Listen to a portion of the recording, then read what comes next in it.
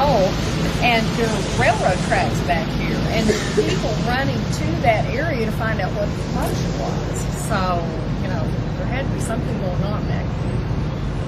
My dad allowed the Secret Service to take his film to Washington and study them for a good period of time. I'm afraid I can't be exact without doing a little research, but it seemed to us like, I don't know, maybe a couple of months.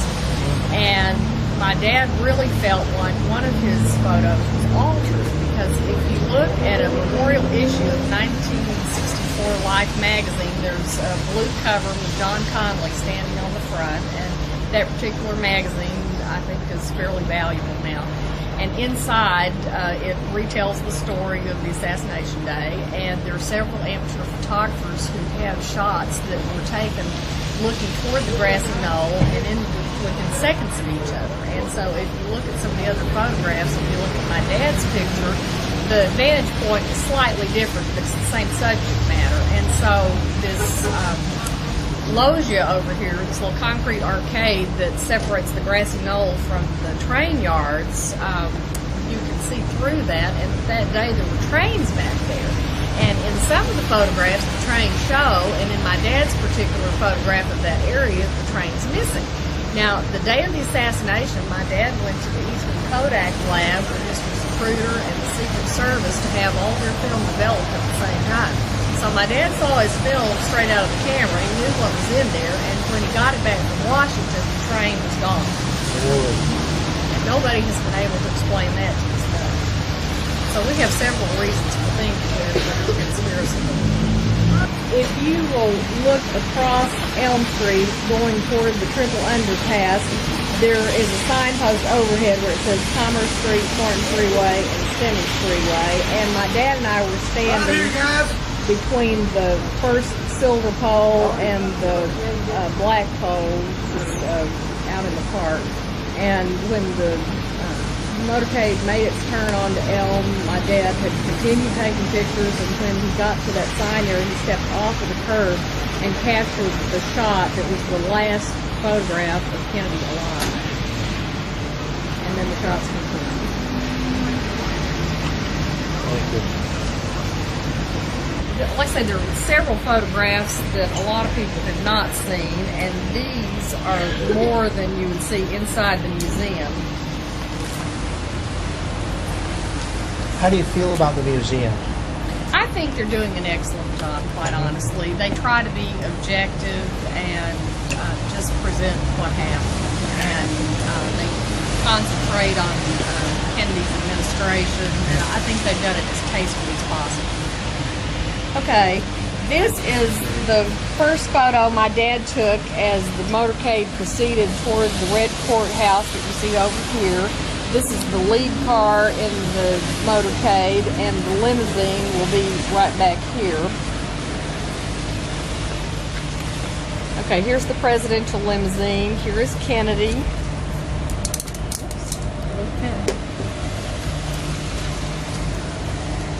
Okay, the limousine has made its turn onto Houston. Here's Jackie, here's Mrs. Connolly.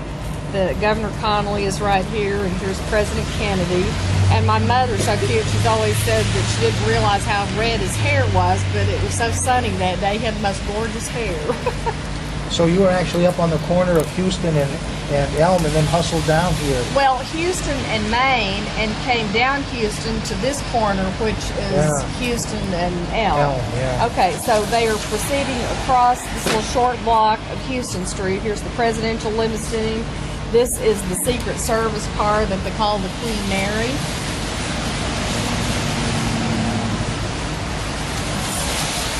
Okay, now they are picking up speed here, and the presidential limousine has turned in front of the school book depository, and at that time they had screens in front of the building made of concrete, sort of like a concrete tile maybe. And so the picture is not quite as clear because of that, but as you can see, my dad was close. He had stepped off of the curb. It was just a few feet from the limousine. And at this time, I was by my dad's side at all times. I was a very dutiful child. My dad said, stay with me, I stayed with him. So I got to see everything that he did. Now, this is the picture that you've probably seen inside the museum. This is also the photo that my dad says the train is missing from because it's very white back here. At one time, a train was in there. Now, this is the last shot before Kennedy was hit. He has not been hit at all. And here's the president, and here's Jackie. And this is a gentleman that they have identified in some theories as the Umbrella Man. You weren't aware of any shots to this point in time? There were no shots until after this shot, or photograph. Okay, now, the shots have occurred. The president's limousine has made it down to this area just before the triple underpass. Another thing that's really odd, this gentleman was identified as someone who worked in maybe a shoe shop, and he is just walking along whistling like nothing has ever happened.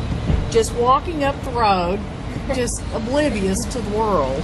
Anybody know who he is? I don't know his name. I think it's possible that he's been identified. I personally don't know. I'd have to do a little research on that also.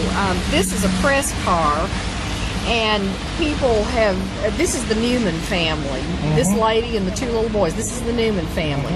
And they have, covered their children, and they're looking up the hill. And a lot of people seem to think that a gunman could have been in this area behind the picket fence. There are also some railroad workers up here. Read your books and you'll get to read about all these people that they talk about. But anyway, everybody is running this direction, partly because of the presidential limousine, but they're not running toward the school book depository, and they didn't run to the depository. Yeah, see, everybody's going this way, and also if the field or the range were wide enough for my dad's camera, you would have seen people going up the hill here also. Hang on just for a minute. There's Beverly Oliver. That's right, the babushka lady. Yeah. That's and right. in front of her with the red dress is Jean Hill that she spoke of. That's correct. Yeah. That's right. Now, my family stayed down here a while, and so the police have made it into the school book depository. This gentleman looks remarkably like Jack Ruby. Now, Gary Mack, who is here at the museum, says that it's not, but I couldn't tell you. But I do know this is a real picture of Jack Ruby. So, you decide. Very, very interesting. Wow. Wait, which guy? Okay, this gentleman looks like Jack Ruby. Oh, My I thought you dad were always pointing at thought this. I that was it like, was, and this is Jack Ruby. This was a photo taken when he was in court. Well, it sure does. Yeah, amazing. Yeah. Now, these are just pictures of the crowd and the policemen outside of the depository. This is the depository building, and Dow Tech's building across the street. That's here. correct. That's right. Just around the corner from us. That's right. Now, this was purported to be the gun that Oswald used. The policeman brought it out and were holding it up for everybody to see. So you stayed right here, didn't you? We did. We stayed for a good period of time.